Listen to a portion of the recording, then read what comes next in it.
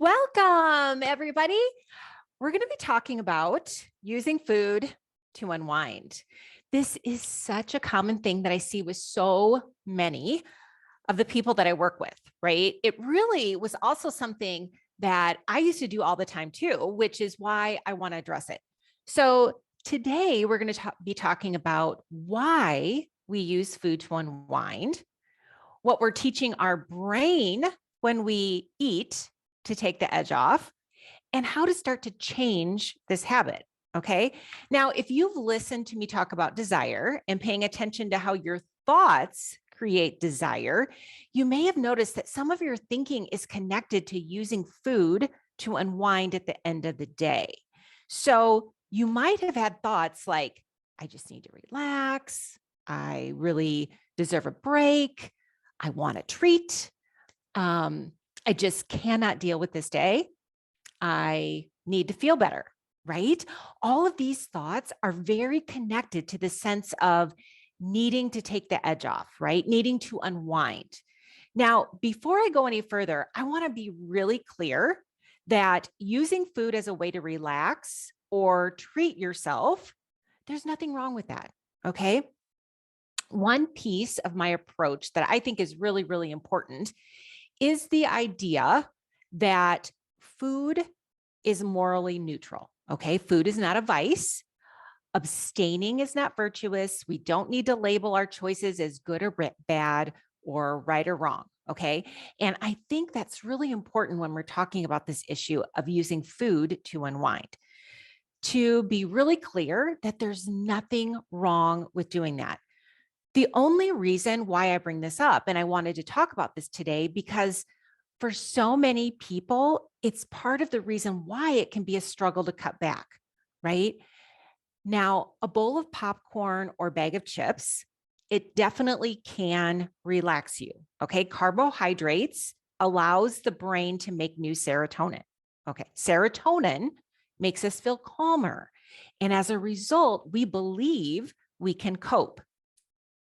So you can imagine how after a long day with a lot of thoughts rolling around, and for a lot of people, they'll notice or they'll find that many of those thoughts are quite negative, right?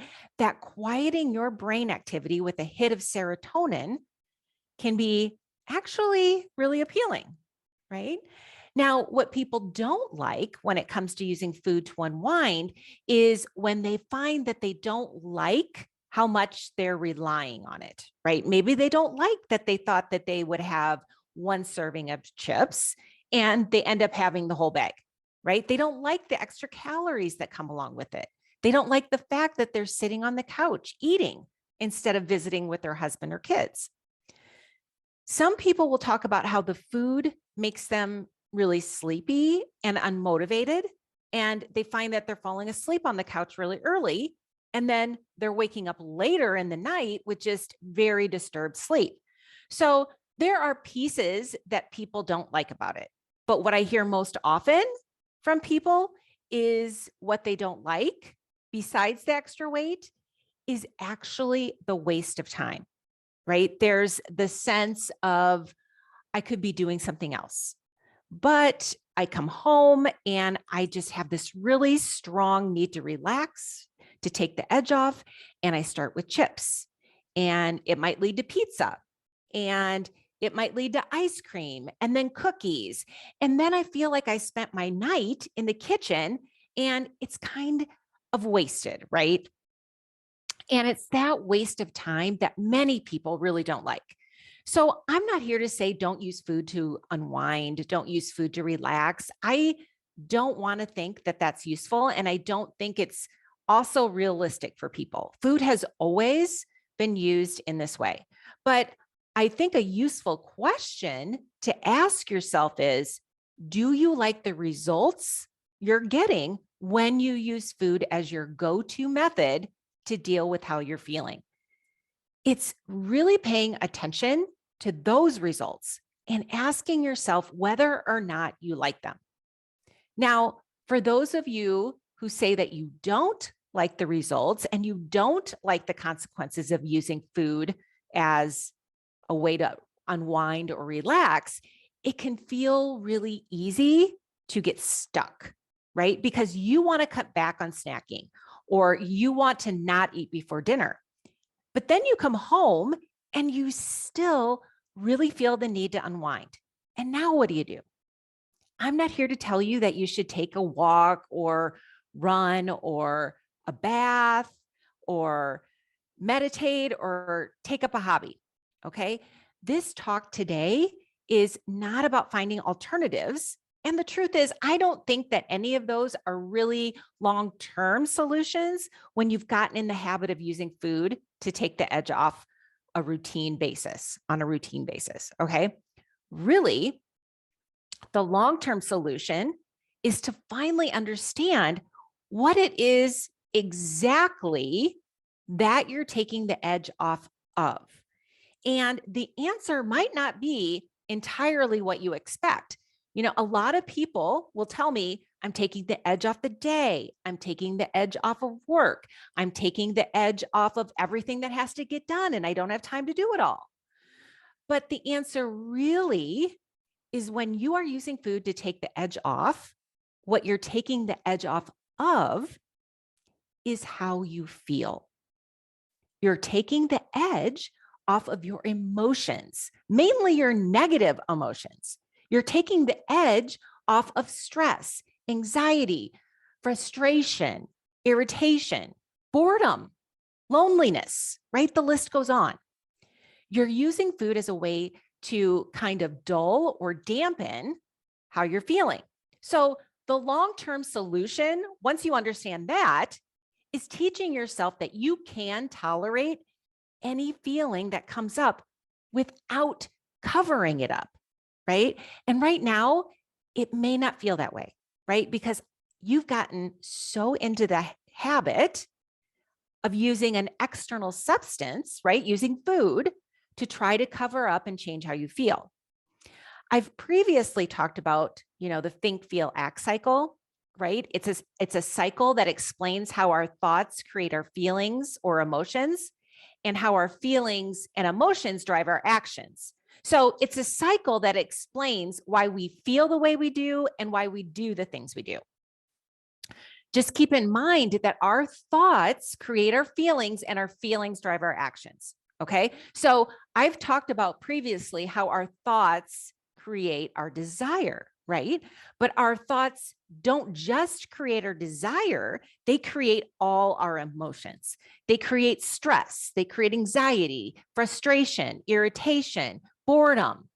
All of the emotions, both positive and negative, are always created by our thoughts.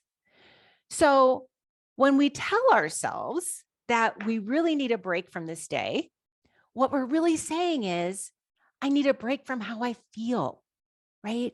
Or I need a break from my emotions, which have been created by what I'm thinking. So let's back up and give a little bit of context first, okay? Because I know that everyone, if I asked you what an emotion is, you'd be able to tell me, right?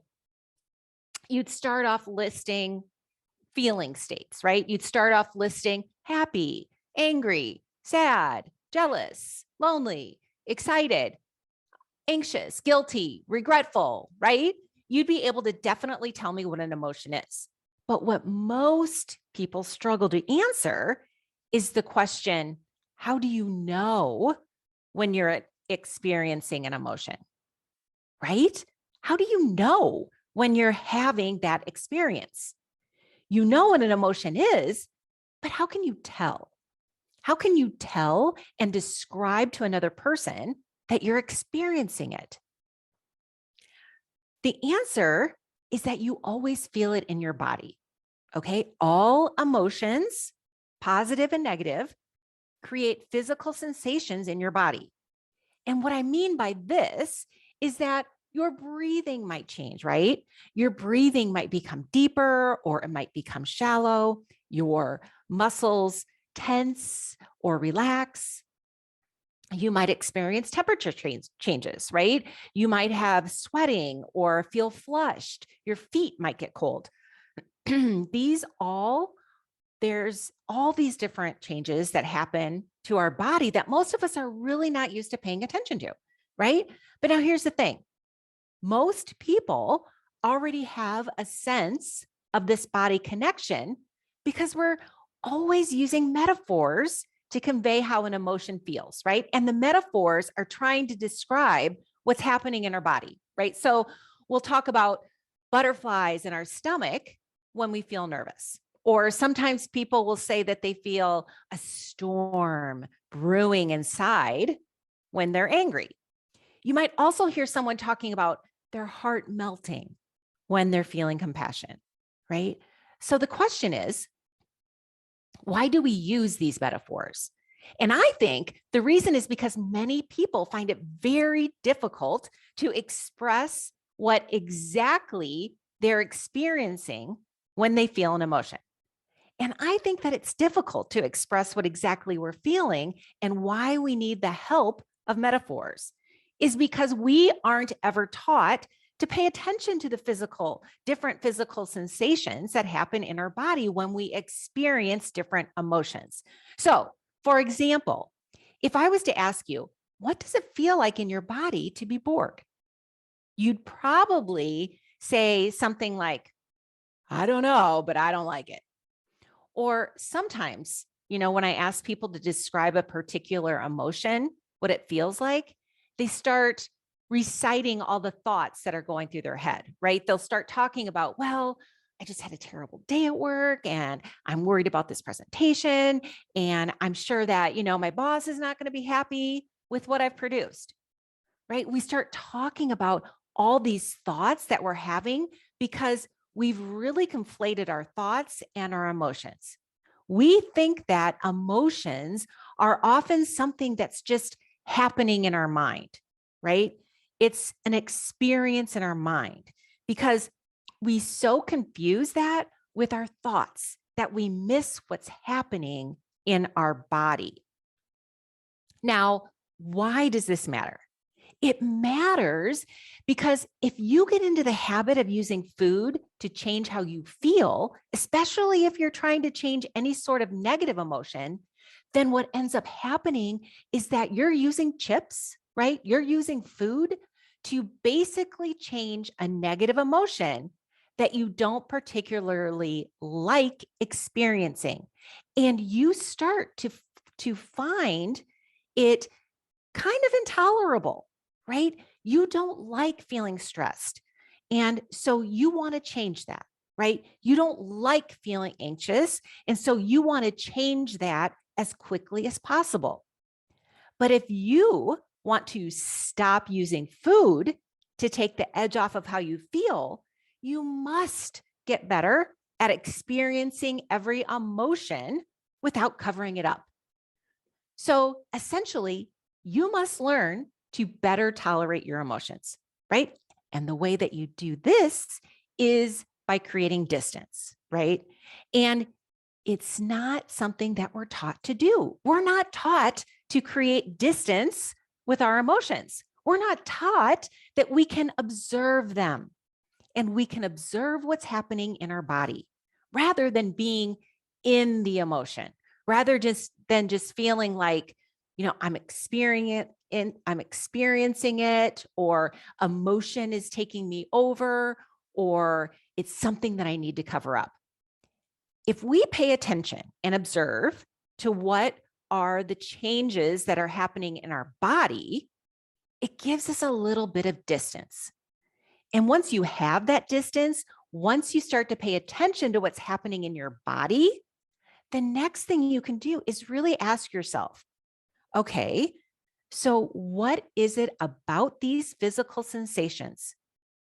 So physical sensations that accompany stress or anxiety or irritation, what is it about these sensations that I find so intolerable that I'll do anything to avoid it? Right?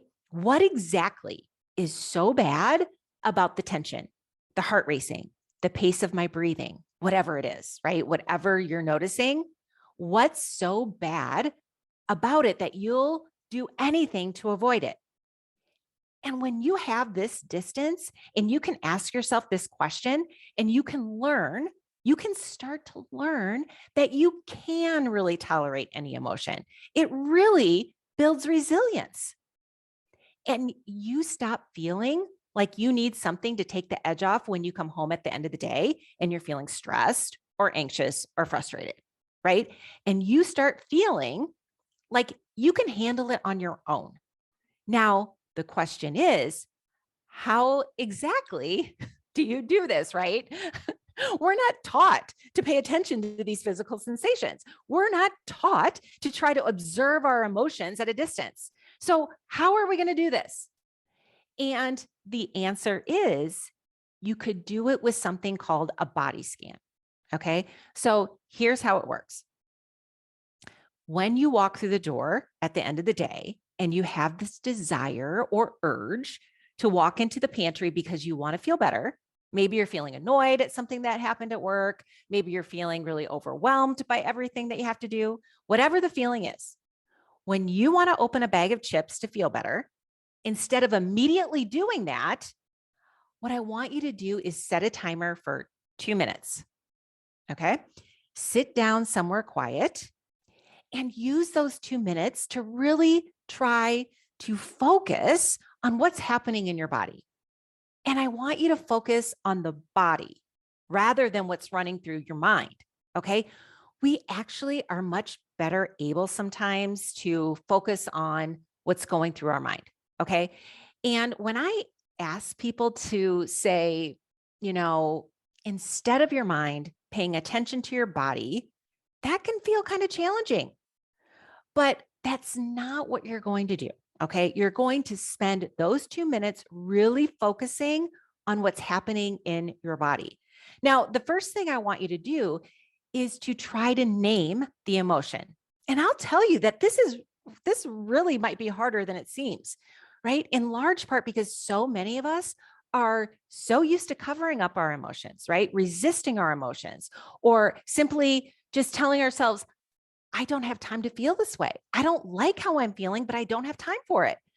So if it seems difficult, if you're not sure exactly what you're feeling, just take a guess, right? Okay. You don't have to get it correct. The point is you just have to start trying to name what you're feeling, right? The next thing you want to do is bring your attention to the top of your head and start very slowly scanning through your body. And what you're looking for are any kind of physical sensations or physical changes, right? You want to scan from head to toe and look for areas of tension or tightness, constriction. You want to pay attention to the temperature of your body and the temperature of your extremities, right? They might be different. You want to pay attention to your breathing and your heartbeat. You just want to see what you can discover by scanning from head to toe and trying to notice what's going on. Again, like this might be more challenging than you think, especially if you're really practiced at ignoring how you're feeling or constantly using something to take the edge off. When you hit a particular sensation, maybe a sensation that you don't like, right? Maybe it's tension, maybe it's tightness. What I want you to do is ask yourself, can I tolerate this? Is this sensation tolerable, or do I need something to cover it up? And just go through every sensation you find and start asking yourself that question. Now, it's just a 2-minute exercise, but it really is so worthwhile to try to help get you in tune with what's happening in your body when you're experiencing an emotion, and learn that you can stay present with whatever's happening and not need to cover it up. Now, I'll tell you why this is challenging, right? And it's because we're very, very used to covering up how we feel with way more than just food. But it's also why learning this skill is so important. I know for myself that in the past, when I started to feel bad and I wasn't exactly sure why I was feeling bad, but I just had this sensation that I didn't like, I was usually in a rush to distract myself. Now, sometimes that meant hitting up the drive-through after work. Sometimes that meant eating while watching TV when I got home. sometimes I just really wanted to eat, and I'd find myself eating very quickly and a lot of food so that I would get to the point where I was just too full to feel anything else, right? It's this idea that anything you put into your body, you're trying to use it to pull energy away from your nervous system. You can do that with food because when you put a lot of food into your digestive system, it pulls away from your nervous system. Essentially, your body only has so much energy at any given moment to deal with things. Okay. Now, here's the thing, it's not just things that you consume, right? You can also cover up how you're feeling by distracting or filling your brain with other things. People will also notice this with the desire to zone out or tune out in front of the TV or online. Okay, so they'll end up spending all this time on TV, all this time on the computer, and just not paying attention. They're just filling up their brain with other stuff so they don't have to pay attention to how they feel. So, really, no matter what you choose, it's really the same result. You're trying to numb what you're feeling. You're trying to turn down the volume on whatever negative emotion you're feeling. But my friends, here is the problem. You never address the underlying problem. And the more you numb, the more you teach yourself that you're not very good at tolerating certain emotions.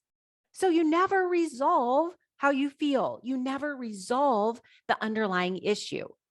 What happens is that you just walk through the door with stress, anxiety, boredom, frustration, whatever it is, and you find different ways to cover it up. In the end, it really doesn't matter whatever activity you choose, but how you feel afterwards. And that really is the point that I'd make with using food to unwind. It doesn't matter if you're doing it. It matters how you feel afterwards. And do you like the results you're getting? Do you feel like you're in a better place? Or do you feel like you're just seeking more distraction? That's really the question that you want to ask yourself.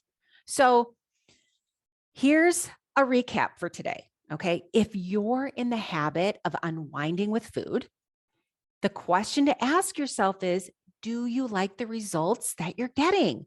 If you do, great. But if you don't, you have to start to find another way to deal with the emotions that you want to take the edge off of. And remember, whenever you say you want to take the edge off, what you're really talking about is taking the edge off a negative emotion. Now, these negative emotions will become more tolerable when you realize you can observe them from a distance by paying attention to how you feel in your body and noticing the physical changes. And you do that through a body scan.